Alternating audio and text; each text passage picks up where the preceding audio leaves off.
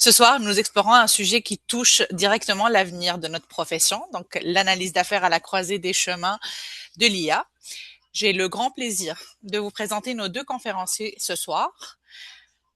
Gilles Morin, donc c'est le président fondateur de BM Plus Inc. depuis 2013 avec plus de 40 ans de carrière. Donc, il a accompagné de nombreuses transformations majeures dans des organisations en tant public que privé. Instructeur certifié, conférencier et auteur reconnu, Gilles est un défenseur ardent du renforcement des compétences des analystes d'affaires. Son expertise couvre l'architecture d'affaires, la stratégie, la gouvernance et la gestion par les processus. Et on a également Jean Falardeau, donc vice-président conseil architecture et analyse d'affaires chez Agenda, lui aussi avec plus de 40 ans d'expérience, notamment dans le secteur financier, assurance et public au Québec. Jean est un praticien chevronné de la transformation numérique. Donc, vous le connaissez peut-être aussi comme président fondateur de notre propre chapitre IBA Région de Québec. Donc, ce soir, il nous partage sa vision pragmatique et prospective sur l'intégration de l'IA dans nos pratiques. Sans plus attendre, je vais leur céder la parole. Donc, Gilles et Jean, vous allez avoir la scène à vous. Je vais demander pour les questions, il va y avoir une période de questions-réponses à la fin de la rencontre, à la fin de la conférence, disons. Donc là, je vais vous demander, pour ceux qui ont des questions, d'écrire dans le clavardage, puis on va y revenir à la toute fin pour y répondre en vrac. Fait que je vais écraser moi toute seule mon partage. Jean, je te laisse Merci. me faire. C'est bon. Merci. Alors, Gilles, si tu veux commencer, je vais préparer le sharing de la présentation. Ça s'en vient. Tu peux Euh, commencer, Gilles, si bon- tu veux. Bonsoir tout le monde. Merci à l'IBA Chapitre Québec de nous donner la chance de partager nos expériences, nos pensées et quelques conseils ou quelques constats euh, sur la collision possible de l'intelligence artificielle avec le métier d'analyste d'architecte d'affaires. Euh, Avant d'aller dans le cœur du sujet, on va regarder l'impact du développement des agents conversationnels, je vais appeler ça comme ça, pour l'analyse d'affaires et l'architecte, euh, parce que ça marque un point important, c'est la démocratisation de l'intelligence artificielle par les agents conversationnels qui marque un point charnière important. Et ça va être le cœur de la présentation avec quelques exemples pour illustrer l'application, l'applicabilité dans le domaine de l'analyse d'affaires. Cependant, en fait, j'ai une bonne et une mauvaise nouvelle. La mauvaise nouvelle, c'est que, et Jean et moi, on aurait pu être bad cop, good cop, là, mais on est deux adopteurs précoces de la technologie. Donc, dans notre histoire et dans notre vécu, et Jean et moi, on a toujours cherché à adopter et à comprendre toutes les nouvelles technologies et leur impact pour l'organisation, pour notre métier.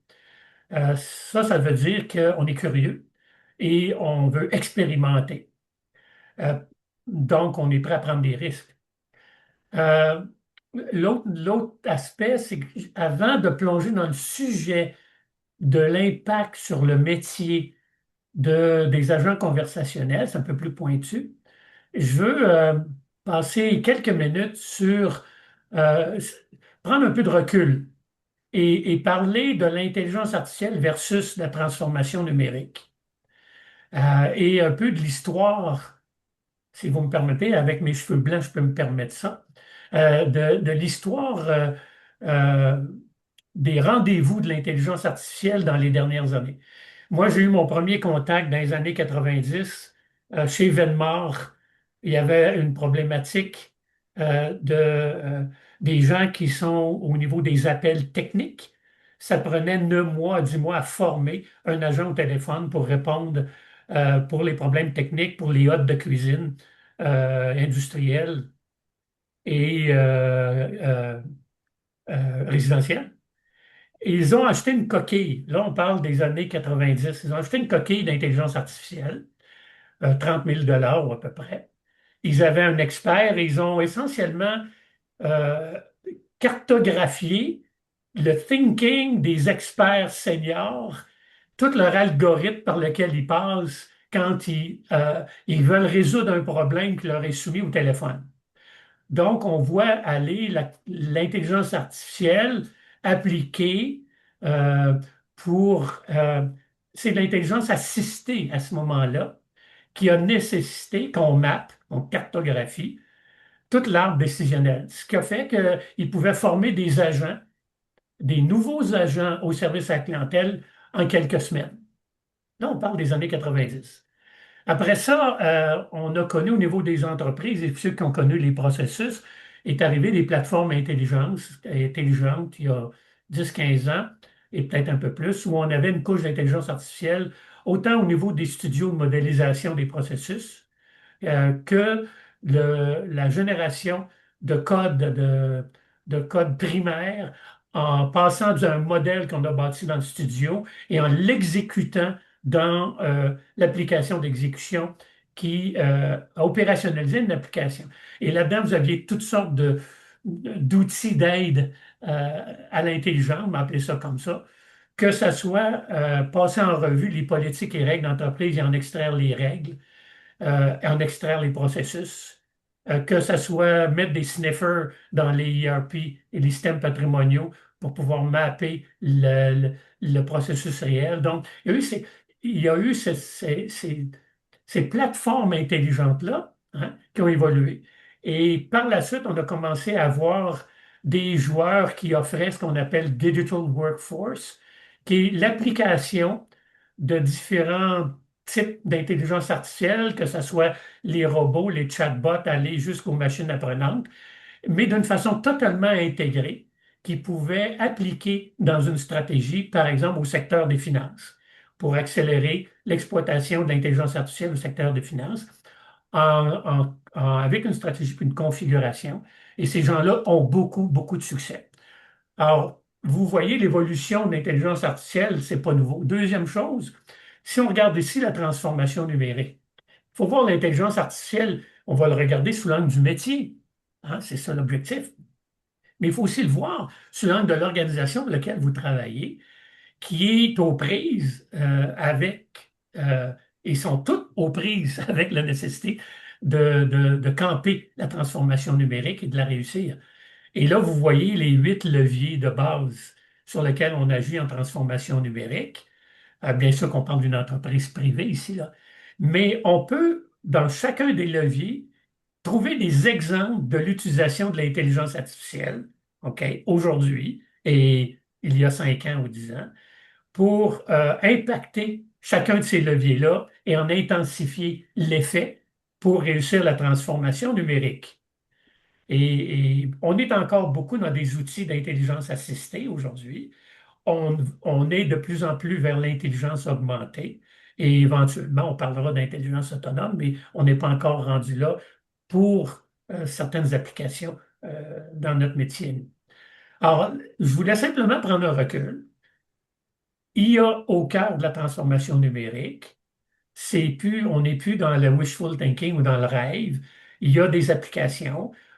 On a des plateformes intelligentes qu'on peut intégrer. La partie de l'arrivée de la démocratisation, de l'intensification de la démocratisation par l'agent conversationnel, c'est relativement nouveau. Hein. Et là, on y voit un effet euh, pivot, un tipping point, on va dire, malgré toutes les encore immaturités de, de l'utilisation d'agents conversationnels et pour l'entreprise et dans notre métier. Voilà, c'était mon entrée en matière, là, un tour en hélicoptère avec un tour dans le temps, puis là, on va revenir à notre sujet principal, qui est l'impact des agents conversationnels. Jean, j'imagine que tu veux ajouter quelque chose? Oui, ben en fait, non, je vais plonger tout de suite dans les OK. prochains points, mais ben d'abord, bien sûr, bien heureux d'être avec vous en fin de journée. Oui, effectivement, bien content de voir comment l'organisation avance aux côtés de l'IBA. De mon côté, oui, j'ai été dans les premières loges l'intelligence artificielle, mais plutôt les systèmes experts au milieu des années 80. Mais je suis pas je vous parlerai pas aujourd'hui de telle version de Claude ou telle version de ChatGPT ou ces choses-là. Fait que je vous parlerai pas de ça. Ça va être axé sur le métier. C'est ça le Oui. but de la présentation. Donc, on vous ramène ici quelques informations, quelques statistiques pour nous faire réagir. Et je jump in sur la question du bon cop, bad cop. En fait, chacun, Gilles et moi, on va jouer un peu des fois au bon cop et au bad cop par rapport à ça. On essaie de garder un regard assez lucide quand même. C'est pas un écran de fumée là qu'on veut voir de l'intelligence artificielle. Alors, quelques informations. Est-ce qu'il y a la tâche des fois, je mets l'analyse d'affaires, architecte d'affaires, là. Ça peut être un complément là, d'un poste à l'autre, là, dépendamment de la nature, l'amplitude des projets, l'amplitude du portefeuille d'initiative et tout. Alors, je rapproche quand même assez ces deux métiers-là. On parle de taux d'automatisation ou un taux de risque d'automatisation des analyses d'affaires de 74%. Oui, il y a plusieurs tâches qui peuvent être automatisées, c'est certain. Vous le faites probablement déjà avec vos agents conversationnels. Vous accélérez des tâches. À non-valeur ajoutée notamment. On voit aussi que les dirigeants commencent de plus en plus à mettre des critères d'embauche concernant les compétences en IA ou compétences minimales. Donc, c'est des éléments qui sont importants à tenir compte. Et on parle aussi d'entreprises qui peuvent réduire leur time to market, leur délai à arriver au marché avec de nouveaux des innovations avec l'intelligence artificielle là, pour des réductions du time to market de 16 à 20 24 d'entreprises estiment pouvoir arriver à cette réduction-là du temps de mise en marché. Alors, c'est des statistiques intéressantes. Est-ce que les billets ou les analyses d'affaires sont vulnérables? La réponse est oui. Est-ce que c'est quelque chose de facultatif? Non, et c'est pas loin, c'est déjà là. Je prends mon exemple personnel, je donne des formations régulièrement en analyse d'affaires et architecture d'affaires. Il y a la méthode que j'avais il y a 6 mois, puis celle que j'ai depuis 2 semaines, c'est même plus la même, là.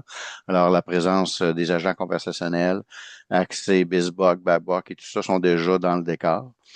Donc, c'est une opportunité à saisir. Hier, on me parlait d'une information que je suis retourné vérifier, j'étais pas sûr. Vous irez voir ça avec votre agent conversationnel. Euh, une entreprise, c'est un consultant qui rapporte qu'un de ses clients, j'imagine un client majeur, là, avec des dizaines et des dizaines de milliers d'employés. Sa facture de Claude, 500 millions pour un seul mois. Alors, il y a eu une dérape, là. Il y a eu quelque chose passé.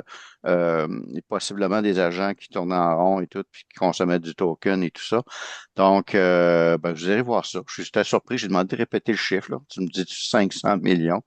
Vous irez voir l'information. Il y a plusieurs nuances à apporter à cette information-là, mais c'est important de dire que c'est pas tout azimut, c'est pas dans tous les contextes que l'intelligence artificielle est à utiliser. Il y a quand même une question de ROI, de retour sur l'investissement. Et on parle généralement, les chiffres varient, je n'ai pas ici la statistique, mais vous regarderez sur le web, entre 70 et 85%. Pas tout à fait d'échec, mais que, disons, une déception au niveau du retour sur l'investissement des projets d'intelligence artificielle. Fait que ça, c'est notre bémol, c'est notre lucidité qu'il faut toujours garder en tête. Tout ce qu'on introduit. Dans notre métier, une chose qui va toujours rester vraie, on regarde notamment les solutions qui répondent à des besoins, puis ces solutions-là doivent être rentables. Autre point, en fait, c'est le grand sujet de la rencontre, de notre présentation, 3 avenues qui s'offrent aux analystes d'affaires. Je les ai appelés avec Gilles, on a appelé ça les niveaux 1, 2, 3, là, ne rien faire, expérimenter et se réinventer. Donc, ne rien faire, en fait, c'est faire quelque chose, mais très peu de choses. Alors, avec simplement se servir de l'intelligence artificielle comme un Google, je pourrais dire, et à peine plus. Donc, de ce côté-là, vous allez prendre du recul. Vous êtes déjà en retard. Fait que c'est sûrement pas la voie à prendre. La deuxième voie, puis toutes ces niveaux-là, on va vous les présenter. Gilles va arriver avec quelques éléments pour les 2 premières voies. Moi, je vais revenir pour la troisième voie que j'appelle la disruption ou la réinvention. Donc, l'obsolescence progressive, c'est ce qui vous attend si vous faites du surplace. Et si du surplace, c'est pas du surplace, vous allez prendre du retard. La deuxième voie, c'est de rester pertinent, ce qu'on pourrait appeler avoir la tête un peu hors de l'eau, tout ce qui est l'usage d'agents conversationnels, puis d'agents conversationnels typiques créés pour vous, vos propres agents qui vont être vos assistants dans votre travail. Donc, ça, c'est pour moi rester à un niveau que j'appellerais généralement d'automatisation. Puis la troisième voie, c'est ben là, c'est la transformation encore plus grande du BA. On en parlait déjà depuis plusieurs années. C'est Kathleen Haas, je crois, une ancienne présidente de l'IBA, CHSL à Toronto, qui mentionnait que l'analyse d'affaires s'en allait de plus en plus vers un rôle de stratégique, de conseiller stratégique. Et c'est encore plus vrai avec l'avènement de l'intelligence artificielle. Donc, c'est ce qui nous amène à être plus un orchestrateur de solutions complexes et de délaisser certaines activités à moindre valeur ajoutée. On va en reparler tout à l'heure. Gilles, je vais te repasser ça avec le niveau 1. Oui. Donc, le niveau 1, c'est comme un acquis, hein. On parle ici de 75% des travailleurs qui utilisent l'IA dans leurs tâches quotidiennes. Euh, et on fait quoi? Ben, on pose des questions, on fouille un sujet, euh, et donc, on est dans le domaine de la recherche intelligente pour trouver rapidement des informations sur un thème particulier et à partir d'un corpus documentaire massif. Et ce qui a changé beaucoup depuis quelques années, c'est l'enrichissement euh, titanesque des corpus documentaires auxquels l'intelligence a accès. Ce qui n'était pas le cas, je vous dirais, il y a 10 ans, hein, on ne pouvait pas poser les mêmes questions. Et là, plus on raffine et plus on a accès à une banque d'intelligence, on va appeler ça comme ça, OK, pour nous aider à répondre à des questions plus rapidement. Euh, donc, des recherches, OK, poser des questions. Le deuxième, la génération de premiers jets pour des documents. Euh, Montre-moi donc un user story dans tel domaine. Ça serait quoi le rapport de rentabilité vu sur les autres expériences dans d'autres entreprises sur l'implantation d'un CRM dans tel contexte avec tel objectif? OK. Peux-tu me proposer une structure de dossier d'affaires pour tel type de changement technologique? Ça pourrait aller jusqu'à l'IA, hein? Donc, on est dans la génération de premier jet. Le troisième, c'est l'assistance à la rédaction. Fais-moi donc un email pour remercier telle affaire ou demander tel besoin, etc. Des synthèses de réunions, aujourd'hui, il y a des assistants qu'on connecte directement à nos réunions et qui envoient des synthèses qui peuvent aller assez loin en termes d'intelligence euh, augmentée. Euh, et puis, quand on regarde ces applications-là, c'est là, c'est accessible, les gens le font, OK? Et ça libère du temps et ça a un impact pour resserrer le temps qu'on passe sur les choses à plus valeur ajoutée. OK? Gilles, est-ce qu'on pourrait parler que cette partie-là qu'on appelle l'IA de base, là, un peu, Oui, comme une commodité de toute façon? Tu sais, il n'y a pas oui. personne qui va se distinguer en faisant ça. C'est comme attendu ou c'est de plus en plus attendu comme étant la base, là. Ouais, je vais utiliser l'analogie du cellulaire. Tu sais, quand Mhm. les cellulaires sont sortis, puis les premiers cellulaires avaient un appareil photo, tout le monde capotait. C'était un différenciateur. Ouais, aujourd'hui, tu n'as pas d'appareil photo, je veux rien savoir. Ben, ce niveau-là de l'IA, c'est, comme dit Jean très justement, si vous ne le faites pas, il y a un problème, là. OK? C'est comme un acquis, une commodité. Voilà. Euh, à l'intérieur de ces applications-là, euh, ça a un impact sur le cycle de travail d'un analyste ou d'un architecte. Et là, je vais avoir un petit modèle tantôt pour parler des différents cycles de travail dans le flux de valeur from strategy to benefits ou de la stratégie à la réalisation des bénéfices. OK? Parce que le cycle de travail n'est pas le même quand vous êtes en aval au niveau du design et de la livraison de solutions que quand vous êtes en amont, où est-ce qu'on est en train d'établir, formuler des stratégies, les valider, donner des avis décider de quelle initiative on fait financer, etc., etc. Donc, ce pas les mêmes cycles de travail, mais dans les deux cas, ce cycle-là euh, est enrichi j'oserais dire, puis Jean, tu me corrigeras, il est plus transformationnel en aval, parce que c'est rendu plus loin pour produire des applications en mode accéléré et plus faire comme on fait à travers la gestion des requis et tout ça. En Mhm. amont, c'est encore, je vous dirais, plus euh, spécifique et moins transformationnel parce qu'on est dans la stratégie. Donc, on va être dans l'intelligence assistée. Exact. Euh, les deux éléments, puis vous allez voir toutes les statistiques qu'on monte là, on n'est pas dans le bonbon à scène. On ne parle pas d'une augmentation de 5% de productivité, là. On est dans le double digit. Et ça, en soi, c'est un signal important, que c'est significatif, OK? Et qui attire l'attention, qui fait capoter un peu, qui attire l'attention des décideurs de nos entreprises parce qu'ils voient les gros chiffres, OK? Puis là, ben, ils font comme dans le temps de l'Internet, se remettent à rêver avec beaucoup de wishful thinking et avec beaucoup de hope as a strategy, OK? On retombe dans le même piège, by the way, là. Donc, pour résumer, automatisation de la collecte, la préparation de données, extraction de l'intelligence, accélération de l'analyse d'impact, génération de scénarios, des what if, dans les plateformes IBPMS, intelligente BPMS, comme dans d'autres plateformes. J'ai beaucoup de facilité de simulation pour voir un peu comment se comporteraient des solutions en fonction de différents critères. OK? Euh, L'autre chose, c'est qu'on n'est plus en mode de décrire, on veut prédire des choses. OK? Euh, le travail qu'on fait quand on commence à designer avec l'intelligence artificielle, on devient des designers qui commençons par les buts. C'est quoi le problème que je veux régler ou la valeur que je veux, le résultat que je veux d'un point de vue affaires? On vient injecter des balises en termes de data, de règles et de politique, et l'intelligence artificielle prend le relais pour composer et configurer. OK? Fait qu'on est là-dedans. Et donc, on fait beaucoup de prédictifs.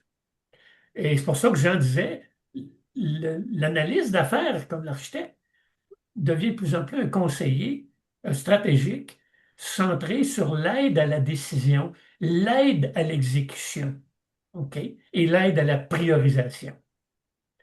Plutôt qu'être un exécutant en aval qui documente des user stories puis qui est pitch au-dessus de la clôture aux analystes techniques pour la programmation. Là, ce temps-là est, je vais oser dire, révolu, entre guillemets, avec ce qui est en train de se passer. Voilà. Avec les agents conversationnels spécialisés, juste l'utilisation des agents, on ne parle même pas des plateformes, comme je vous ai exprimé. On est déjà dans de l'accélération de la documentation, de l'analyse prédictive, de la synthèse de données, puis de la personnalisation à grande échelle. Euh, on a juste pensé à un agent conversationnel qui maîtrise les bases de connaissances BizBook et Babock. Moi, j'ai passé des heures à chercher des modèles, à valider des éléments dans le BizBook, juste pour nommer ça. OK? Comme faire des analyses et des croisements avec le Babock pour faire des recommandations. Là, tu as un agent qui maîtrise. L'automatisation de la création de diagrammes, modèles de processus, matrice de traçage, je vous l'ai dit, il y a maintenant des agents qui vont seulement me dire, montre-moi donc un processus de, OK, qui serait de l'air de quoi? Ou encore, montre-moi le processus réel, parce que à ce moment-là, va signifier dans les systèmes. Voilà. Fait on vient ces mêmes thèmes. OK? Et l'élément clé, c'est la, avec la démocratisation, contrairement avec les systèmes experts où je devais être un expert pour le programmer, je suis comme analyste d'affaires, un exploitant qui n'a pas besoin de devenir un expert et maîtriser des algorithmes et des fonctions sophistiquées.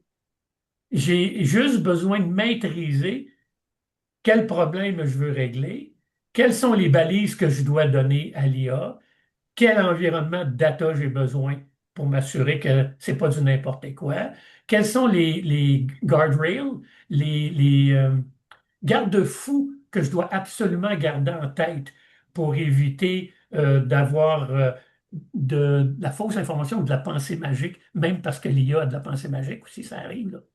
Donc, c'est plus ces éléments-là qu'il faut que je commence à maîtriser pour créer un environnement et une approche de travail et pour accélérer le- la production d'applications, par exemple. OK. Voilà. Euh, et les licitations augmentées, c'est clair que les licitations des besoins aujourd'hui, avec l'IA, on est ailleurs. Augmente les licitations parce qu'il y a une base de connaissances. OK? Donc, juste encore une fois, les entreprises qui utilisent Copilot, puis Copilot, là, c'est pas le nirvana. C'est très imparfait. Hein. Euh, mais j'ai 60% des entreprises qui incitent leur équipe à exploiter Copilot dans leur travail. Hein. Et ça va jusqu'à récupérer 5 à 10 heures d'analyse expérimentés. On n'est pas dans le bonbon à la scène. On ne parle pas de récupérer une demi-heure. On parle de récupérer une journée et demie.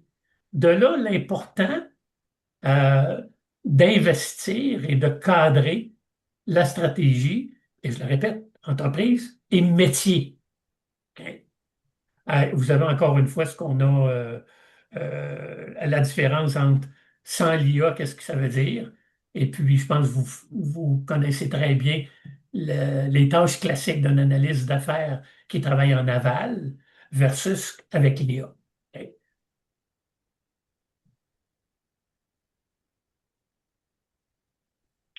Euh, juste la documentation, mon Dieu, on perd encore du temps dans la documentation. Moi, je suis de la génération des dossiers fonctionnels de 45 pages là, et que personne lit et personne comprend euh, et que les informaticiens utilisent pour produire une application qui ne sera pas utilisée. Je sorry là un peu. OK? Mais donc, beaucoup de documentation et on travaille de moins en moins de ce côté-là. On veut de la documentation appliquée et ça m'apparaît de façon importante là une documentation qui est réutilisable, exploitable par des agents intelligents. OK? Donc, l'IA peut générer automatiquement les user stories, les cas d'utilisation, les critères d'acceptation, les tests, comme on les fait avec les différentes phases de test. Avec l'IA, c'est caduque. Je vais oser dire que c'est caduque. OK? Parce que l'IA est capable de faire des tests et de mettre en relief les risques et les zones où il y a de l'incohérence, et par rapport à l'atteinte d'objectifs d'affaires, et par rapport à la faisabilité ou les risques techniques et autres. Détection, je me répète, détection automatique des conflits d'exigence, des dépendances cachées. OK? Et ça, c'est une bête noire pour les analystes, hein. Et c'est ce qui fait que quand on lit nos systèmes, on croise nos doigts et on se ramasse dans des multitudes, des centaines de correctifs à apporter. Un des retours sur investissement qu'on peut anticiper avec l'IA, c'est de réduire drastiquement les mauvaises surprises et les correctifs à apporter en aval. OK? On est capable de mesurer ça. Création automatique de matrices de traçabilité, diagramme de flux, modèle de données cohérent. Euh, donc, ce qui veut dire que pour l'analyste, on n'est plus dans le technologue, l'exécutable, le travail technique. On est de plus en plus dans la validation stratégique, la cohérence stratégique, l'arbitrage, l'accélération du cycle de création de valeur à l'aide d'outils et de plateformes comme les agents conversationnels. Et ça, Gilles, je dirais, ça nous pousse à l'excellence, ça nous pousse à s'améliorer. Si on se conforte dans ce rôle-là de production, c'est peut-être pas une bonne nouvelle, là. C'est donc plus on va être d'un conseiller stratégique à l'organisation, plus on va être un orchestrateur, puis plus bien évidemment on a eu un usage adéquat de l'intelligence artificielle, plus on va être à notre place, là. Mais sinon, on va être dépassé, là. Il faut penser aussi, des fois, il y en a qui ont peut-être un style plus introverti, là. J'ai pas nécessairement de bonnes nouvelles là, pour les analystes d'affaires de plus de type introverti, là. Et puis, tu sais, l'autre bête noire qu'on avait, là, et qu'on a encore, hein, c'est nos systèmes patrimoniaux qu'il faut moderniser. soit en allant vers de l'applicatif du projet, et là, on avait toutes sortes de moyens très sophistiqués pour convertir des données, convertir du code. Et ça prenait beaucoup de personnes et d'expertise technique. Euh, Avec le développement de l'intelligence artificielle, cette game-là vient changer en termes d'accélération pour reproduire ou développer ou moderniser une application. OK? Maintenant, on s'entend, là, c'est comme l'Internet, tout le monde pensait que ça allait sauver le monde, là. C'est pareil avec l'IA. Et vous le savez, il y a des choses que l'IA ne peut pas faire et n'est pas. L'IA est bon à l'intersection en l'être humain et la machine pour créer de la valeur. Il y a des bouts qui appartiennent à l'être humain, plus spécifiquement, euh, que ce soit dans euh, toute la compréhension du contexte, l'analyse de contexte d'affaires, l'analyse de la culture, d'être capable de positionner les enjeux. Euh, on est dans les enjeux du système humain, par exemple. T'sais. On est dans le soft. C'est pas l'endroit où il y a, pour l'instant, où l'IA crée de la valeur. L'IA va créer de la valeur dans l'intersection des domaines structurés, prévisibles, avec une bonne base de connaissances. OK? La créativité, bien sûr qu'éventuellement, on aura de l'intelligence augmentée pour de l'innovation. As-tu pensé que tu pourrais faire telle affaire avec telle affaire? Bon. Mais cette créativité-là, au départ, pour nous, elle est encore très présente, ok, et très utile. On peut l'augmenter à l'aide de l'IA. J'ai un client actuellement où on parle d'innovation appliquée et non pas de R&D. Et l'IA est une belle source d'augmentation de l'intelligence dans la recherche de solutions d'innovation appliquée. Les enjeux politiques complexes, ce n'est pas le domaine de l'IA. Les contextes organisationnels et la compréhension de tout ce qui est tacite, c'est pas l'enjeu de l'IA. Donc, vous avez des éléments qui sont à droite. L'autre limitation de l'IA, là, et c'est pour ça que les directions, certaines capotent en termes de risque et hésitent beaucoup avant d'ouvrir la machine. Puis on a deux attitudes. On a des directions qui vont garder la valve fermée à cause des risques et des histoires d'horreur. Et ce qui est très, très malheureux, mais compréhensible d'un point de vue politique. Et il y a des organisations qui vont plutôt essayer de créer des environnements d'apprentissage et de développement accéléré, contrôlés avec l'IA, OK? Parce qu'ils croient effectivement que ça va avoir des impacts. On a vu double digit, là, et qui veulent s'assurer qu'ils vont traire la vache, si vous me permettez une mauvaise expression, ou collecter les fruits les plus accessibles.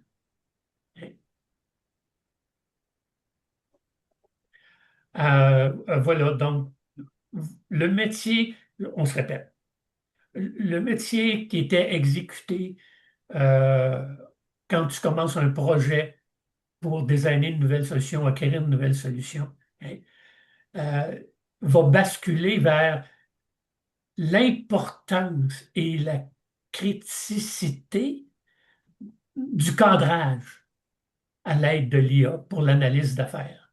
J'inclus l'architecte d'affaires là-dedans. La notion de cadrage, d'arbitrage devient critique. Je me souviens il y a quelques années, un Jean, chez un client que je ne nommerai pas, où en transformation, il y avait besoin de prendre des décisions sur des initiatives stratégiques mal cadrées. Et en même temps, les architectes s'arrachaient les cheveux pour ceux qui en avaient pour donner des avis architecturaux à la direction pour les aider à prendre une décision. OK? Alors, là, il y a un élément, il y a un input important qu'il faut aller chercher avec l'IA, mais c'est un domaine à très haute valeur ajoutée pour l'architecte et l'analyste au niveau du cadrage, de l'arbitrage, des avis, des simulations. On devient des interprètes et des catalyseurs plus que des exécutants. OK? Analyse d'impact accélérée, les what if. Entre des scénarios, l'IA peut même vous générer des matrices Excel avec des simulations de retour sur investissement dans certains domaines. OK?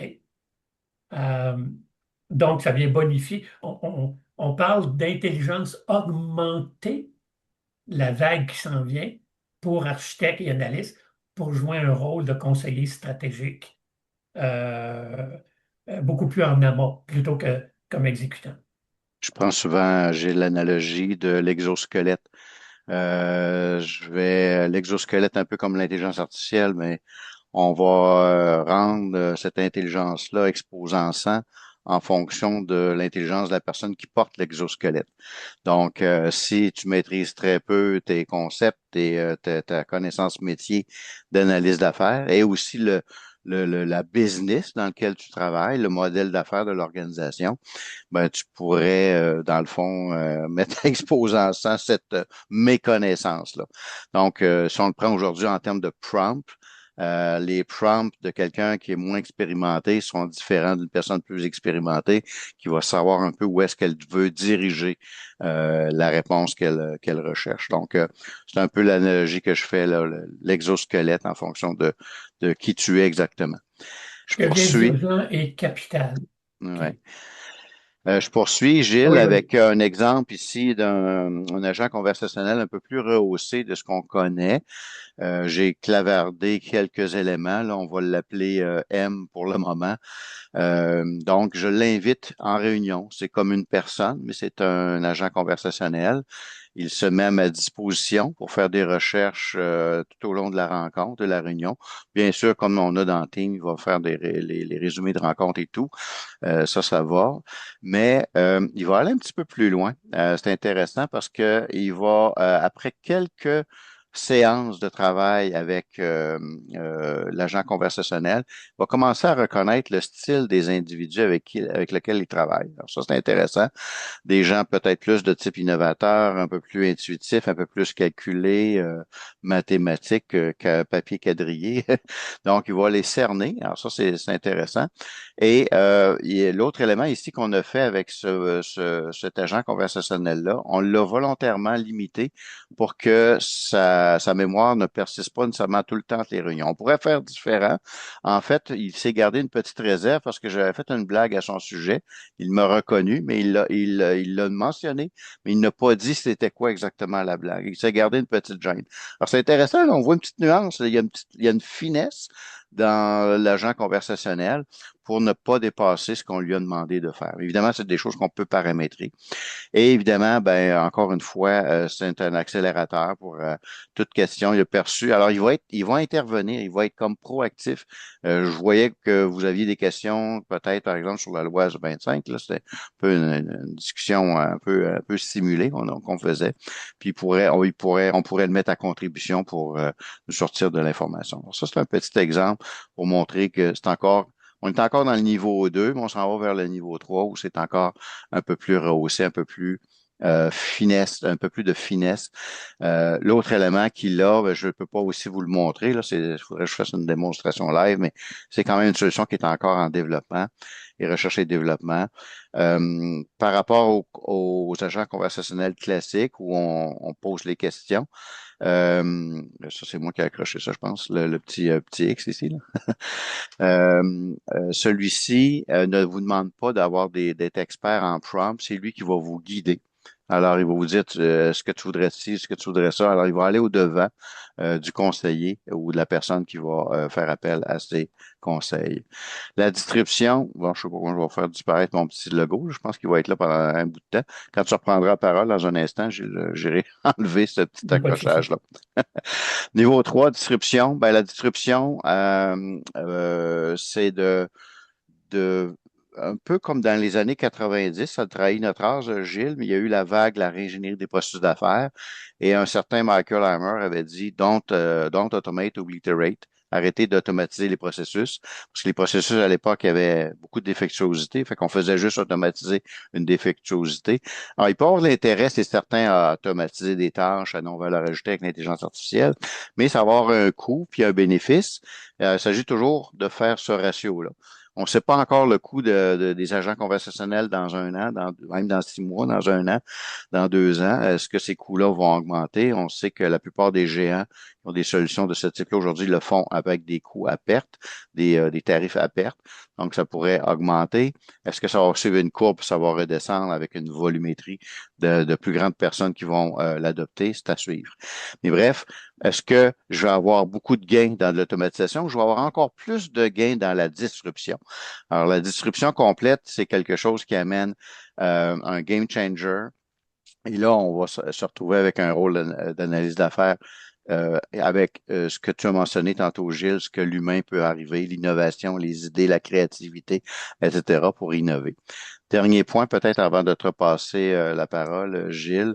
Sans l'IA, je prends ici un processus que j'ai mis de manière un peu stéréotypée, partant d'idées qui sont générées par l'organisation. On tombe sur un projet, architecte et analyse d'affaires vont travailler ensemble. On fait quoi? On part d'une marge d'erreur de plus ou moins 100%, et notre tâche est d'arriver ça à une marge d'erreur de plus ou moins 30% et de passer le relais à une équipe qui va aller dans des éléments plus spécifiques. Ça peut être la paramétrisation d'un logiciel ou encore certains développements sur mesure. Alors, ça existe encore. Il y en aura peut-être probablement aussi encore toujours. Donc, ce plus ou moins 5%-là. Donc, le principe, c'est que avec les solutions d'intelligence artificielle, ils connaissent tous les langages de programmation, hein, les vieux comme les nouveaux. Alors, si, imaginons qu'on prend un architecte et une équipe d'architectes et d'analyse d'affaires, s'ils sont capables d'arriver à plus ou moins 5% de marge d'erreur dans leur conception, dans leur blueprint, le blueprint étant bon, tout ce qu'on prévoit mettre en œuvre, des règles jusqu'aux règles d'affaires, et ce, dans un langage naturel, un langage naturel, ben, on passe ça à une plateforme et ça génère le code automatiquement. Alors, on vient complètement de disrupter une partie importante de la réalisation technique. Il va rester de la mise en œuvre. Je suis d'accord, il va peut-être rester du UX, CX. C'est peut-être pas les meilleures plateformes pour créer du UX, CX, mais on vient de gagner un temps fou. Alors ça, c'est un exemple de disruption qui peut générer une valeur importante. Alors, on va en reparler dans un instant. Gilles, je te repasse la parole. Je vais essayer d'enlever Oui. le petit barbeau qui est là. On parlait du cycle de travail d'un analyste, d'un architecte.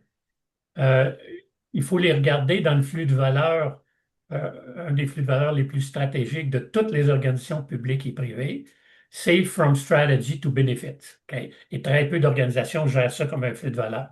Mais essentiellement, j'ai la partie en amont où on formule la stratégie d'entreprise et la partie en aval où on l'exécute. Et donc, on exécute les changements, on produit les solutions, on met en place les solutions et on mesure et récupère et on gère la réalisation des bénéfices. Ce que j'essaie d'illustrer, et c'est pas scientifique, bien entendu, là, puis on est au début, on est très, très au début de ça, c'est l'intelligence artificielle et l'agent conversationnel, pour nommer juste ce levier-là, OK, va devenir un partenaire de choix, euh, mais avec, je dirais, une étendue et un retour sur investissement peut-être différent. Si on est à droite, et que je suis en train de designer à partir d'une idée ou de choix ou de priorité, de designer une solution et de vouloir l'opérationnaliser, et peu importe le contexte, vous avez vu comment est-ce qu'avec les plateformes l'IA et on va accélérer le cycle pour passer de l'idée ou du cadrage, les buts, les règles et politiques plutôt que d'aller en amont pour tous les requis et de générer du code qui pourra être reconnu et exécutable. On est en plein dans la course et les investissements majeurs des fournisseurs de plateformes à la base d'IA, parce que c'est là que c'est hyper payant et c'est là où le bas blesse pour bien des entreprises. C'est l'exécution des priorités au niveau technologique, par exemple. OK? Fait que c'est 3 étoiles claires. Et ça transforme votre métier. Euh, c'est évident que l'architecte d'affaires a un rôle un peu moins critique, mais l'analyse d'affaires est au cœur de cet élément-là. Bon, si on va en amont, on va avoir toute la partie formuler, surveiller les écosystèmes, formuler des choix de stratégie. L'IA ne fera pas les choix de stratégie pour une entreprise. OK? Cependant, on peut certainement, quand on va vouloir différencier, ce choix-là, il est-tu mieux que tel autre? on peut utiliser les agents conversationnels pour venir mettre en relief, OK, des critères, des vues, des évaluations pour aider la direction ou les preneurs de décision à mieux choisir. OK? On peut donner des avis assistés par l'intelligence. Donc là, on est dans faire le choix, interpréter la stratégie. L'IA ne peut pas interpréter une stratégie jusqu'à aujourd'hui, hein, on s'entend là. C'est à vous de faire ça. Et définir une architecture cible, l'IA peut nous aider à accélérer l'identification d'architectures potentiellement cibles duquel on peut s'inspirer. Mais il y a tout le travail d'adopter des cibles qui sont adaptées et à portée stratégique. L'IA ne peut pas faire ça. Donc, on voit les étoiles, il y en a un peu moins, là. Puis après ça, on va dans le what if, euh, en termes de donner des avis, de faire des choix, de monter des scénarios pour supporter la prise de décision. Alors, vous voyez aller l'IA et par rapport à vos tâches, ça ne sera pas les mêmes contributions avec les mêmes impacts. OK? C'est ce qu'on tentait de démontrer en vous parlant de ce valeur. Euh, Essentiellement, on se répète. ouais. En fait, Vas-y. je vais poursuivre. En fait, je voulais savoir, Inès, est-ce que tu vas nous laisser un petit débordement de quelques minutes? Oui, ben, je vois qu'il y a quand même 2 questions, donc vous pouvez Oui. déborder Oui, de c'est quelques bon. minutes là, puis on aura le temps après pour les questions Vas-y. suivantes. D'accord. En fait, il y a quelques éléments qui se répètent, là, passer de producteur à architecte stratégique, et je vais aller tout de suite à cette image-ci. Désolé pour le petit grouillis, là, j'ai pas été en mesure de l'enlever. Alors ici, je vous montre un extrait d'une plateforme d'intelligence artificielle basée sur Claude, dans lequel on l'a rehaussé. Cette plateforme-là permet d'injecter de la connaissance de l'organisation sous forme de lois, règlements, politiques internes, contraintes externes, les modèles d'architecture d'affaires et d'entreprise, les dossiers fonctionnels. On peut injecter les architectures plus TI. Et on peut injecter également le vieux code applicatif dans un but éventuellement de régénérer ce code-là dans un code moderne. Ce qui est intéressant, c'est lorsqu'on injecte des modèles, bien évidemment, les modèles sont lus, la plateforme est en mesure de reconnaître, hein, c'est pas un dessin. Alors, chaque boîte sont reconnues et les points de décision. Et de cette manière-là, pour l'ensemble de l'information qui est injectée, il faut savoir qu'une organisation peut facilement avoir 20, 25, 30 ans de legacy de tout ça. Là. Les règles d'affaires, ça existait il y a 30 ans, c'était peut-être à 60% déjà les mêmes règles d'affaires. Alors, on accumule un legacy depuis de nombreuses années. Puis on a créé des systèmes au fil de l'eau, au fil des années. Ben, ce que je suis en train de vous parler ici, c'est quand même un secteur assez important dans le domaine de l'assurance. On est à 5 mois d'injection de connaissances et on est capable d'extirper toutes les activités, les acteurs, les décisions, les règles d'affaires, les dépendances et on va chercher les preuves. On a généré automatiquement tout ce qui est glossaire, définition de termes, table de données, etc. Tout ça a été déterminé, détecté à partir de l'ingestion de la documentation. Alors, c'est traité, dans le fond, c'est un volume énorme traité par la machine d'une manière accélérée. On a notre agent conversationnel dans lequel on peut interroger ce référentiel-là de connaissances. C'est un grand référentiel de connaissances. Vous savez tous comme moi, vous avez tous peut-être été proches de dossiers où on voulait mettre un référentiel des processus d'affaires, un référentiel des règles d'affaires, l'ensemble des référentiels et les dépendances les uns envers les autres.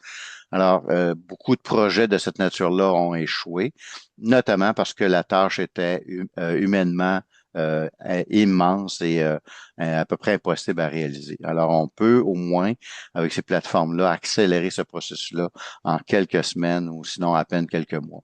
Et puis, la particularité ici, c'est qu'on a créé ici des vues spéciaux, des vues spéciales pour, mettons, le volet plus affaires, une approche plus par les processus, les activités, etc.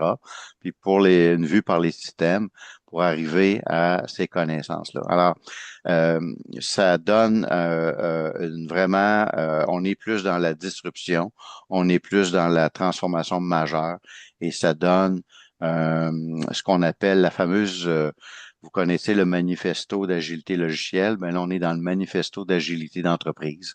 L'entreprise agile qui est capable de faire avec cette plateforme-là les what if. On fait simplement injecter une hypothèse d'un changement de loi, de règlement, et ça va propager les endroits, le système va être capable de propager à quel endroit ça va avoir des impacts. Donc, il y avait l'ingestion de la documentation, l'ingestion de code, etc. Ça peut générer aussi ce qu'on appelle des données synthétiques. Donc, c'est des données qui vont être dénominalisées. Euh, et ben vous avez un référentiel à jour en tout temps. Alors, c'est sans compter ce que j'ai mentionné tantôt, la génération de code dans un code moderne. Alors, c'est très encourageant. Je vous dirais que moi qui étais à quelques années de ma retraite, ça me tente plus tellement de prendre ma retraite finalement. Je regarde ça aller, puis c'est un beau moment de ma carrière d'être aux premières loges de ces projets de cette nature-là. Gilles, je poursuis rapidement. En fait, Oui, vas-y. Inès, ouais. Qu'est-ce que tu disais, Gilles? Vas-y, vas-y, vas-y. Ouais, Go. ben en fait, on achève là. Oui. Ce qui reste fondamentalement humain, Gilles en a glissé un mot, le jugement éthique, l'intuition stratégique, la créativité disruptive, l'effet de combiner des options pour en créer de nouvelles. Pour le moment, c'est pas encore quelque chose qu'on va retrouver chez les agents conversationnels.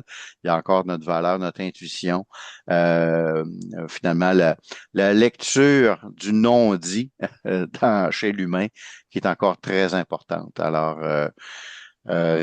et ce que ça va emmener dans notre métier, ben, c'est sûr que ça nous amène une réduction du temps de documentation, ce qui est une bonne nouvelle.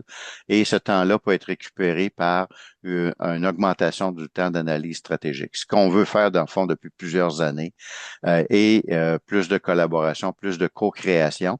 Et on voit émerger de nouvelles activités qui sont mentionnées ici au niveau de évaluation et orchestration de solutions. On vient un grand orchestrateur des solutions, je dirais pas juste AI, là, mais de l'ensemble des solutions numériques comme telles. Puis on peut investir davantage aussi de ce temps-là dans la formation pour maîtriser les nouveaux outils, toute l'évolution technologique qui souvent arrive à une telle vitesse on ne réussit pas à prendre les devants. Donc voilà, je pense que de ce côté-ci, c'est pas mal les mêmes points là, dit sous Oui, un angle tout à fait. différent. Je dirais que peut-être Gilles pour conclure les deux dernières pages et on passera ça à Inès. Ben, essentiellement, le message de fin, je pense que vous le sentez venir. Euh, Mettez-vous dans un espace de développement, d'expérimentation, et personnel et professionnel. Euh, et là, bien sûr, je vous entends penser, dire, oui, mais moi, dans mon organisation, il n'y en a pas question. Ils ont peur de ça euh, comme un chat avec l'eau chaude, là. Je sais pas, j'ai pas d'expression pour ça, mais en tout cas, c'est bon. Et là, ça veut dire qu'il faut créer un environnement sécuritaire pour pouvoir expérimenter, utiliser. L'autre chose, là, il y a des investissements massifs faits par des grands joueurs ou des joueurs importants. Agenda en est un, mais il y en a d'autres, qui investissent dans les plateformes d'intelligence, comme vous venez de voir, et qui les maîtrisent, qui vont les avoir expérimentés et qui vont devenir des stepping stones ou des tremplins d'accélération pour des entreprises. Et ça va donner un caractère différenciateur extrêmement important dans le futur. Puis vous avez eu un petit avant-goût avec ce que Jean nous a dit. Alors, mais personnellement, je vous dirais investiguer, assister à des conférences, formez-vous sur des éléments. Moi, j'ai passé une couple de semaines au MIT juste en intelligence artificielle. Ça m'a ouvert les yeux. Ça m'a fait capoter parce que j'ai réalisé que c'est un domaine extraordinairement riche que je maîtrisais peu ou pas. Mais investissez dans votre propre intelligence, on va dire ça, et expérimentez. C'est le conseil. Et si vous avez la chance d'avoir un employeur, une organisation qui a créé un environnement plus de vitrine, d'apprentissage accéléré, et qui est très motivé de changer la façon de faire et de livrer, ben tant mieux pour vous. Retrouvez-vous dans ce bain-là, plongé dans ce sauna-là, ça braise.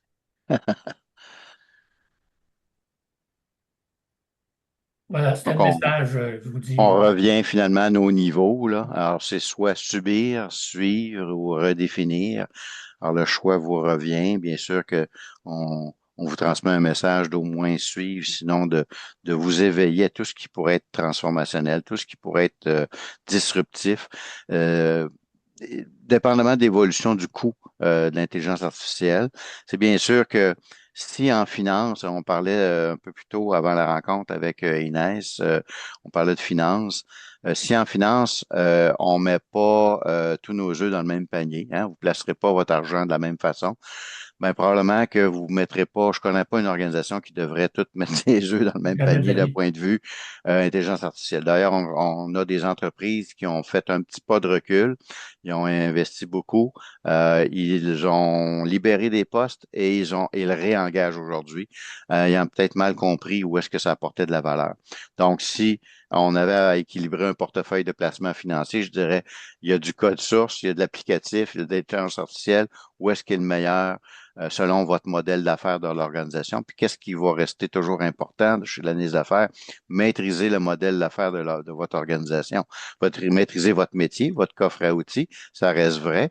D'ailleurs, quand on injecte de la connaissance dans les plateformes d'intelligence artificielle, sachez que plus la documentation est, je dirais, bien structuré, bien organisé, plus c'est facilitant pour la plateforme.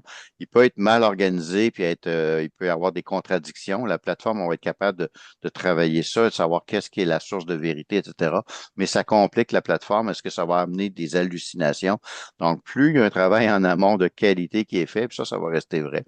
Et bien sûr, notre fameux appariement entre le besoin et la solution, puis aussi le coût-bénéfice, le coût total de possession, dans lequel on a encore beaucoup d'inconnus en ce moment au niveau de l'intelligence artificielle. Donc, encore de la vigilance, bien sûr, mais encore, c'est un moment, je vous dirais, vraiment là, emballant, je dirais, dans notre métier. Donc, c'est une belle opportunité pour nous tous. Alors, Inès, je te remets le contrôle de la rencontre et probablement peut-être quelques questions, on verra. Merci beaucoup. Merci infiniment, Gilles et Jean, là, pour cette présentation aussi riche que stimulante, je dirais honnêtement. Vous étiez dans les temps, honnêtement, il n'y a pas eu de dépassement, là. Parfait, excellent. C'est super. Là, j'ai quelques questions dans le clavardage. Je vais commencer avec la première. Euh, c'est Mohamed. Donc, bonjour. Est-ce qu'on peut comprendre du slide 6 de mémoire? Si je me rappelle bien, le slide 6, c'était vraiment les trois niveaux, là. Oui. Que l'IA est moins bonne, performante en stratégie. Elle est moins performante en stratégie. En fait, la slide 6, ça serait plus la transformation du cycle de travail par l'IA. Ah, Est-ce que c'était les trois chemins, là? Pas si c'était les trois chemins. Peut-être si la personne veut préciser un peu sa question, parce que je pense savoir vers où elle veut aller, là, mais j'aimerais peut-être échanger avec la personne. Est-ce qu'elle serait oui, Mohamed, est-ce que toujours tu es... là? Alors, est-ce que vous m'entendez Oui, là? on t'entend. Oui, oui. Ok, d'accord. Moi, je ne me rappelle pas du slide, mais j'ai compris qu'il y avait des pourcentages. Il y avait comme une ligne qui dit que on aura plus de temps pour la stratégie autant Ah pour oui, oui, oui, les c'est analystes. exactement la page 6, effectivement, la libération de 30 à 40 du temps pour la stratégie, oui. Alors, si tu veux reposer ta question, peut-être, oui. Quand on dit qu'on aura plus de temps pour la stratégie, sachant que là, si on embarque dans l'IA, sachant que je ne suis pas expert IA, je cherche mon chemin. Merci pour le slide où vous dites là où on peut commencer. Ça répondait une partie. Bon, je fais un apprentissage pour revenir à ma question. Donc là, en fait, quand on dit qu'on va dégager plus de temps pour la stratégie, ça sous-entend, moi, c'est comme ça que je l'ai reçu, que on ne peut pas compter beaucoup sur l'IA pour tout ce qui est stratégie. Et d'où ma question. Pas nécessairement, pas nécessairement, mais la stratégie, il y a beaucoup, c'est une finesse humaine, c'est des intuitions, mais c'est des éléments qui peuvent être quand même apporter des tâches de vérification, de benchmark, tu veux aller chercher des données, tu veux faire parler ces données-là. Donc, il y a quand même une assistance de l'intelligence artificielle. Toutefois, c'est du temps de qualité pour la stratégie de l'entreprise. Puis, les gens d'affaires ont un modèle qu'on appelle de réflexion qui s'appelle l'effectuation. Ils sont prêts à investir dans un changement à la hauteur de la perte qu'ils sont prêts à faire. Donc, dans ces mouvements-là, qu'est-ce que pourrait proposer en termes de stratégie d'intelligence artificielle? Je pense qu'il faut être un bon stratège. Puis si je suis un bon stratège, je vais aller utiliser finement l'intelligence artificielle dans la stratégie, mais ça va rester pour moi une dimension très forte du côté humain. Je ne sais pas si Gilles, tu voudrais compléter. Oui, je vais revenir avec mon dada. Savoir exploiter l'IA en amont, hein, lors de la formulation de la stratégie et des choix stratégiques. Hein. Le but ultime, c'est est-ce qu'avec l'IA, je peux améliorer, accélérer et prendre de meilleures décisions d'investissement? Est-ce qu'avec l'IA, euh, je peux aider la direction à prioriser? Hein? Est-ce qu'avec l'IA, je peux faire de meilleurs choix?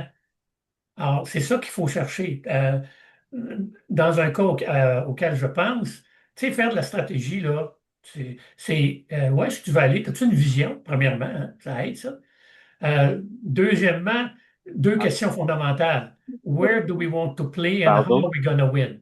Où est-ce qu'on veut jouer et comment on va gagner? Ça, c'est des choix stratégiques. L'IA, elle peut alimenter des avenues, mais elle ne peut pas faire ces choix-là. Et là, quand les choix vont faire, il faut comparer quel est le meilleur choix. Et c'est là où l'IA va aider. L'IA va aider en amont pour scanner, comprendre les tendances. OK? Et en même temps, quand tu vas faire des choix, tu veux les comparer puis raffiner, c'est quoi les conséquences de ce choix-là? C'est quoi les impacts? Quels sont les risques? Là, l'IA peut amener une intelligence assistée et augmentée pour aider à mettre en relief et à enrichir les décisions. OK? Euh, je te dirais, c'est comme ça que l'IA peut jouer au niveau de la stratégie. Euh, J'ajouterais même, Gilles, oui. on dirait aussi depuis un certain moment, euh, les stratégies n'ont pas une longue durée de vie. Tout bouge, c'est un peu le chaos. Donc, l'important, c'est que dans cette stratégie-là, on a besoin peut-être d'un temps de réaction beaucoup plus rapide. D'où encore la facilité d'aller chercher un traitement de données beaucoup accéléré avec des agents conversationnels. Donc, c'est là la question de l'orchestrateur, là. J'ai plusieurs choix. Il y a des choses qui je prenais pour acquis. Ça vient de tomber. Qu'est-ce que je fais? Donc, ces what if-là peuvent être beaucoup, mais on tombe dans la stratégie, puis on a libéré de la documentation, du temps de documentation, ce qu'on mentionnait tantôt, en aval. Donc, je ne sais pas si ça répond à ta question. Tout à fait amplement, avec tous les éléments. Il y avait trois ou quatre éléments que vous avez mentionnés, vous-même et Gilles. Et sincèrement, le dernier est là, que le temps de réaction, et ça m'a convaincu davantage. Merci beaucoup. Merci. Excellent. Merci. Merci beaucoup. Pierre-Marie, est-ce que tu veux prendre ta question tout seul ou je la prends moi-même? Vas-y, Inès. Voilà, c'est ça. Donc là, je pense la question, je vais la lire comme telle. Donc, mon expérience relativement récente avec mon rôle de analyse d'affaires, j'imagine stratégique, Pierre-Marie. C'est bon. Avec un dirigeant me donne à penser que l'analyse d'affaires doit pouvoir discuter avec la haute direction et apporter des nouvelles idées et de pouvoir possiblement challenger les objectifs avant d'aller plus loin. L'IA, bien utilisée selon le domaine d'affaires de cette entreprise, apporte des nouvelles facettes à la haute direction. Pouvez-vous commenter sur cette communication j'ai pas compris la dernière phrase par contre, Pierre-Marie, je m'excuse. Avec, par exemple, entre l'analyse d'affaires ou l'architecte d'affaires On et la l'architecte. direction. OK. Comment cette communication devrait être faite? Quel élément on devrait apporter de par votre expérience? Gilles, veux-tu y aller ou j'y vais? Vas-y, je vais renchérir. Ouais. Ben, j'essaie de voir par quel bout je vais la prendre, celle-là. C'est pour ça que je t'ai envoyé la balle, Gilles.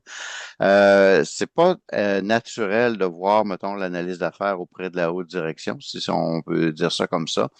Mais euh, comment je pourrais dire ça? Il y a des chemins à prendre. Tu peux être analyste d'affaires puis augmenter ton métier pour être architecte d'affaires plus stratégique. Mais moi, je côtoie des analystes d'affaires qui ont une expertise, qui sont restés comme analystes d'affaires, mais très experts. Ils maîtrisent tous les systèmes de l'organisation, ils maîtrisent tous les fils, je pourrais dire, derrière l'entreprise. Et dès qu'il y a un mouvement, on leur parlait, puis ils nous disaient, ouais, mais si tu fais ça, ça a un impact sur telle affaire, telle affaire, telle affaire. Ils voient tous ces impacts-là très rapidement. Alors que certains architectes d'affaires, des fois, sont comme un petit peu au-dessus de la mêlée. Il va falloir que les architectes d'affaires plongent davantage pour avoir des réponses immédiates. Encore une fois, on a la question du temps, ce que je disais tout à l'heure. Là. On a une situation, une décision, on a 2 semaines pour la prendre. On aurait pu dire il y a quelques années, on avait 3 mois, 6 mois pour la prendre. Là, ça se compte en semaines. Donc, tu n'as pas beaucoup de temps pour dire je réagis. Si un projet de loi ou quelque chose vient d'arriver, puis ça fait que tu as 20 employés qui pourraient être remplacés. Non pas un projet de loi, mais un de tes fournisseurs, je pense que j'ai un cas bien concret en tête, un de tes fournisseurs vient de changer les règles du jeu sur une application puis, ou sur un module, tu ne l'as pas appliqué, tu es en retard dans les modules et ça te prend 20 personnes, 20 ETC pour faire la tâche si tu n'implantes pas le module, puis il te donne un délai pour le faire. Là, tu es en retard parce que, évidemment, tu es submergé de demandes et tout.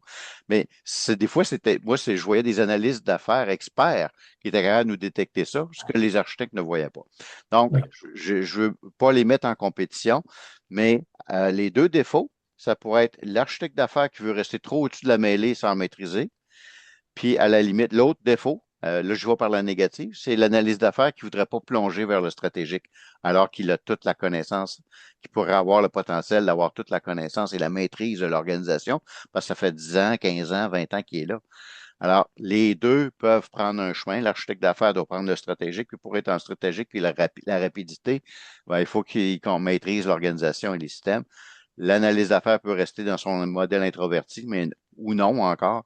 Il va maîtriser toute l'organisation, puis il va pouvoir s'élever à un niveau stratégique. Alors, je ne Je les mets vais, pas en opposition, je les mets ouais, plus en fonction de volonté et d'expérience et d'expertise. je vais prendre une perspective un peu différente, si tu permets, Jean. Vas-y. Euh, Plus on va en amont, donc dans l'interprétation de la stratégie, de l'assistance au choix stratégique, dans l'évaluation entre les options stratégiques et la production et le choix d'initiatives stratégiques qui vont aller dans le portefeuille avec des investissements. On est dans ce module-là. OK? J'ai besoin de conseillers d'affaires seniors qui comprennent la business, qui parlent business, qui comprennent comment la business fonctionne, son modèle d'opération, son modèle d'affaires, etc., et qui deviennent des conseillers qui accompagnent la direction lors des exercices des exercices stratégiques. Et souvent, il va y avoir des questions d'évaluation d'options. Il va y avoir on va vouloir avoir une évaluation. Ça, c'est faisable. Ça, c'est rentable. Ça, c'est viable, etc., etc. Donc, le conseiller stratégique, il interprète et puis il va faciliter les discussions. OK? Le rôle de l'architecte, un architecte, ça crée des blueprints pour accélérer la prise de décision. C'est spécifique à l'architecte. OK? L'analyste, il va étudier, analyser, mettre en relief des éléments de plus en plus à portée stratégique quand tu es en amont. Mais ton architecte, il produit des blueprints. Il met en relation visuellement, OK, euh, tes- les décisions que tu prends dans ton blueprint d'entreprise, ça a l'air de quoi? Et donc, il produit des outils d'aide à la décision mais sous la forme, je répète, de blueprint. Ça fait partie des forces d'un architecte parce qu'il utilise une partie du cerveau droit qu'un analyste va peut-être moins utiliser, mais qui va être meilleur dans l'analyse de dossiers hyper complexes pour aider la direction. Fait que les deux ont un champ de travail. OK? Est-ce qu'ils ont des zones communes? Oui. Est-ce qu'il il y a une miscibilité totale et complète? Non, parce qu'encore une fois, c'est deux métiers qui ont chacun leur force. OK? Fait que, je le répète, l'architecte qui produit des blueprints, de la thermographie d'aide à la décision, OK, c'est un élément. L'analyse qui complète des dossiers, souvent des analyses d'opportunité, des analyses de faisabilité. Quand je suis en réflexion stratégique, les deux travaillent ensemble. OK? Je ne sais pas si ça aide à situer, là. OK. Est-ce que c'est bon, Pierre-Marie? C'est bon, parfait. Pour le chat, je n'ai plus de questions dans le chat, donc je vous invite, si vous avez d'autres questions, à lever la main pour ceux qui en ont. Moi, j'ai une petite pensée pour vous. Vas-y, Gilles. Et là, je vais mettre mon chapeau quand j'étais vice-président TI au niveau d'une agence de la Couronne. Puis, la question qu'on s'est posée, comment je fais pour reconnaître les leaders de demain? Et souvent, puis je me mets à la place d'un analyste d'affaires, d'un architecte, plusieurs voudraient jouer et être reconnus et jouer un rôle de leadership de plus en plus important, donc d'influence. OK? Là, je combine. Donc, on s'est posé, quel est le critère numéro un qui me permet de prédire un futur leader? Puis je ne parle pas d'un futur patron, d'un futur leader, OK? Qui a une grosse différence. Et le critère numéro un qu'on a trouvé, on a donné le mandat à l'Université d'Ottawa. Ils ont fait un paquet d'études statistiques. Patentes. Le critère numéro, c'est la curiosité intellectuelle. Tu reconnais un futur leader, je ne dis pas un futur patron, mais un futur leader. Un des traits, c'est la curiosité intellectuelle. Je vous laisse cette pensée-là.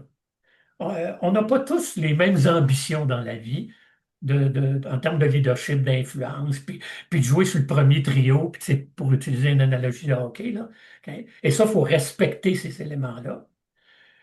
On a une mise en garde avec l'IA parce que peu importe où tu te situes, tu vas être impacté. Mais si vous avez le goût, rêver de, espérer à, OK? Curiosité intellectuelle de l'organisation, de l'entreprise, du IA, qu'est-ce que ça fait, est un des traits qui piste vers le potentiel d'un professionnel comme leader pour plus d'influence. Je vous laisse cette pensée-là en espérant qu'elle vous soit utile. C'est génial. Merci beaucoup, Gilles. Est-ce qu'il y a d'autres questions? Je vois pas de main levée. Fait que ce que je retiens ce soir, c'est que le message de nos conférenciers est clair. L'IA ne remplace pas l'analyse d'affaires, elle réinvente son rôle. Donc, à nous de choisir quelle voie nous empruntons, entre guillemets. Un immense merci à Gilles Merci à vous. Morin Merci et à Jean vous. Falardeau pour votre générosité ce soir et la qualité de vos réflexions. Merci aussi à vous tous d'avoir été présents ce soir. N'oubliez pas de nous suivre sur LinkedIn pour rester informés de nos prochaines activités. Puis, si vous souhaitez aussi vous impliquer comme bénévole, les portes sont grandes ouvertes. Sur ce, je vous souhaite une Bonne bonne soirée à tout le soirée à monde. tous. Merci, bonsoir. Merci beaucoup, messieurs. Merci.